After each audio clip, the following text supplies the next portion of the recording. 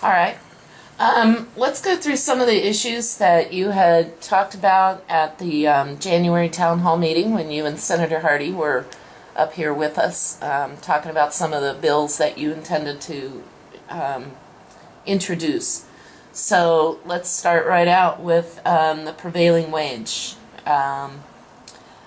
I've got all the background material in a different article, but what's the status of the bill that you wanted to introduce that would change the prevailing wage laws? And tell us a little bit about what those changes are specifically. Okay, we'll take you, I don't remember the exact number because I just received these bills just the last few days, and so now they've gone from a BDR number to a bill number once they hit the floor. Okay. And not all of them have been introduced yet. Monday is the cutoff date. The LCB, the Legal Legislative Counsel Bureau, is working their butts off trying to get everything out. Just got to be very clear. We are way behind on bill drafting, and that has been because of the Stephen Brooks issue. It's caused our legal staff to spend numerous hours on something that they were not planning on having to deal with. But with that said, back to prevailing wage, one of those areas that I'd like to see looked at is the threshold. The threshold's been set at 100,000 since the 80s, early 80s. And just so everyone understands, the threshold you're talking about is in any public works job that goes over $100,000 must pay prevailing wages. That's correct. Which increases, I believe you have said in the past, 25 to 30%. Yes, actually a study just came out that was had the Las Vegas Chamber of Commerce just had done by an independent outfit, said that anywhere from 25 to 40% of savings. Okay. And I've had a chance to read the report. It's been reviewed by a number of people, and so we'll wait to see how that all comes out and what everybody has to say about it. But with that, the threshold, if you increase that threshold, what I'd like to take it up to about $1.5 million. Hasn't been moved since, like I said, the early 80s. If you just took the cost of living itself, it'd put you well over $250,000 to $300,000 on the increase on that end. The threshold was set probably way too low back when it was set. If I can come in as a municipality, take the city of Mesquite, and they can come in and they can do projects for under $1.5 million outside and just bid those projects outside of prevailing wage, how much more maintenance can they get done, like street patches and all the other things that happen? $100,000 in this market is nothing. So everything has to go through the labor commissioner. The whole process ends up being a paper nightmare, and it drives the price up even more than it probably does on larger projects on prevailing wage. So that's one of the areas. The other areas, we've been talking now for the last 2 sessions, at least that I've been there, so I know what we're talking about, where it's education, education, education. Okay, you've got a situation in Washoe County that's happening right now. Their buildings, from what I'm hearing, are falling down. They got tiles falling on the ceilings. We've built relatively new schools here because of that bond issue that happened. But they've got big challenges. Well, if they could go in and do some of these maintenance projects and exempt schools, the K-12s and even higher ed, from prevailing wage, how much would we save at 25 to 40% savings?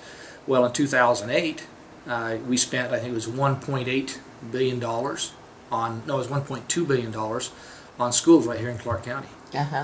You take that, that's almost 200-something thousand bucks at the rate that was passed by, that was reviewed, and they got to go back to the Ohio study that they showed that there was like 19%, I believe, savings when they exempted schools for 5 years with no increase in safety issues.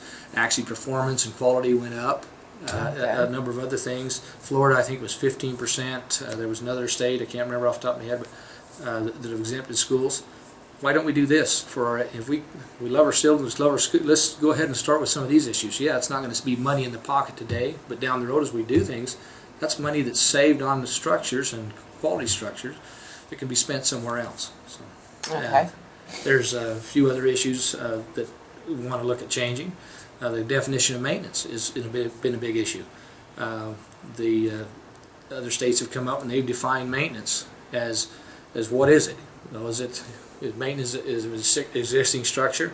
Well, that's what they've defined. If it's existing structure, you're going in, you want to change out the lights to a new energy efficient light, that's maintenance, folks. That's not a union contract that drives the price up for a union bid on prevailing wage. So when it's maintenance, it should be able to be done under those auspices. So, not trying to take it away.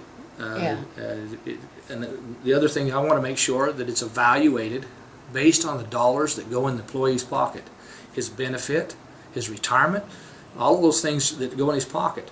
And there are so many things, when you go to the Labor Commission, you get the breakout of where things are going, you can't define what they are. Why am I paying for this prevailing wage where I'm paying money to go ahead and turn around and compete against me? It's what do you call it? It's a project, job targeting is what it's called. Why is my tax dollars going to go into a union contract so they can come back and target me if they don't want me as an open shop to be able to bid against them? Okay. They put that money back in there to help their union contractors get that job. That's unfair practice. Why am I paying for national union benefits and fees that go to a national fund, not here that benefits? And you contend that that's part of this 25 to 40% extra cost associated with prevailing wage. I truly believe that it is the biggest thing. The collective bargaining unit is so colorful out there. I'll just give you an idea with our own benefit package that is done here in this office. We have as good of health care, I think, as anybody out there for our employees. In order to do it, I think it was last I heard was about $1.80, and it went up in June because once Obamacare kicked in, insurance automatically went straight up. Right. We were around $1.40 automatically, and where it's not, it's going to probably go up again. But take $1.80 today per hour.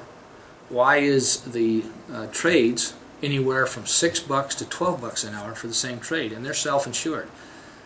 Leaves me with some suspicion about, when I get self-insured myself, is there administrative costs? Is it the GSA type mentality that I get to speak? So anyway. Okay.